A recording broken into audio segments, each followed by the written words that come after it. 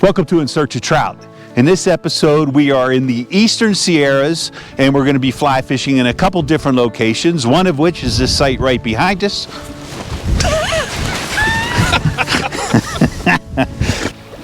A little bit along the upper Owens here, and we'll also be on the East Walker River outside of Bridgeport, California.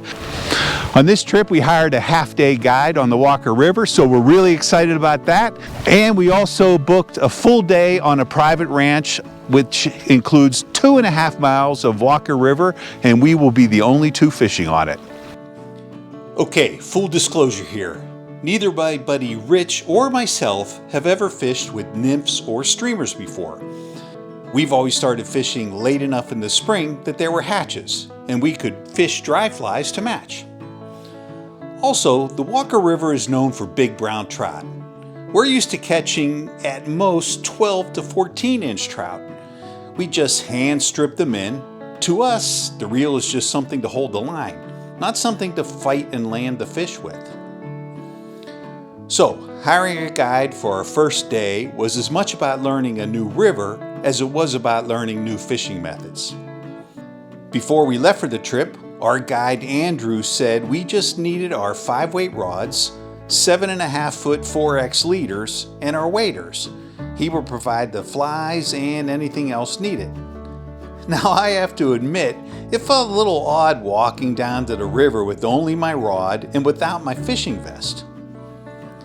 Andrew quickly rigged up 2 nymphs on my line, weighed down with a bendable lead strip and a strike indicator, which is really a bobber, but no self-respecting fly fisherman would admit to using a bobber. With Rich and I both being in our mid-60s, finger dexterity and eyesight has become more challenging. Andrew showed us a much easier way to tie on flies with a cinch knot using our forceps to manage the fly. Maybe this is common practice for most, but it was new to us. So how did we do with the guide?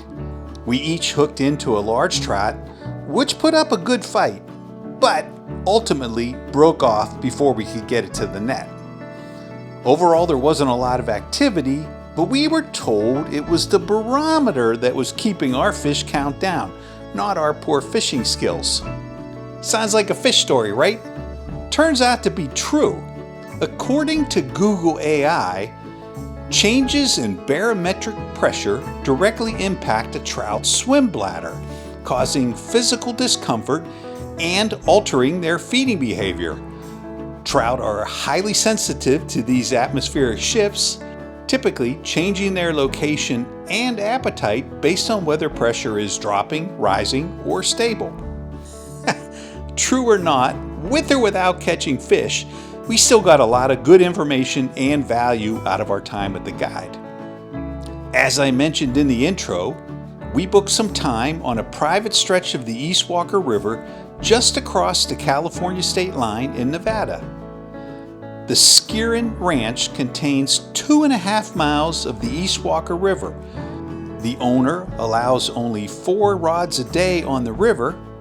The day we were there, it was just the 2 of us.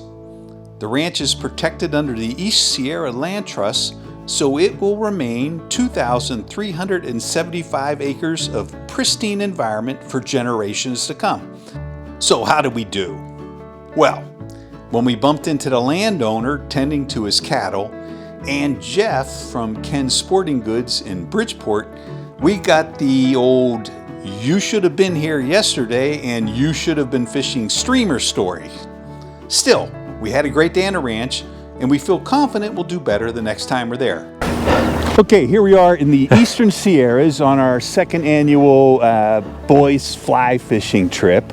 Right now we're standing along the upper Owens River where we fished on our first day, and we spent the last several days fishing on the East Walker River just outside of Bridgeport, California. This is my good friend Rich. We've only been fishing together for a couple years, but I've known him all my life. So, Rich, tell me what you thought about the trip. Recently I saw a quote that went something like this: if you think fishing is all about catching fish, then you really don't understand fishing. And that was certainly the case of this trip. It was a lot of fun. but fun had nothing to do with actually catching fish. I got to agree with that. An interesting thing, we were fishing with techniques that we don't normally fish with. Usually we're fishing in the heat of summer and we're using dry flies. And on this trip, we were using nymph rigs, dry droppers, bobbers, you know, the whole shebang of stuff that we're not familiar with. Now, did we have a good time? As Rich said, absolutely we did. Did the fish win the battle? Yeah, they kind of did. Rich tagged onto a couple big fish that gave him a good fight. Yeah. I tagged onto one, and but we had a good time all the way around. Yeah. And we learned a lot. We hired a guide on the second day who spent half the day with us. A great guy named Andrew Sears. Sears. We'll have a link to how you can reach Andrew if you ever want to fish along the Walker River in the description below. And he knew the river. He was a great teacher, very patient, and we both learned a lot. As Jim said, we were using techniques that we had never used before, but I think we both feel pretty comfortable using them now and just need more time practicing them. And we got a whole year to do it before our next trip. So anyway, thanks for watching In Search of Trout, and we'll continue to search for trout and report on it whether we have success or not. Thanks for watching, and we'll see you the next time we're out fly fishing.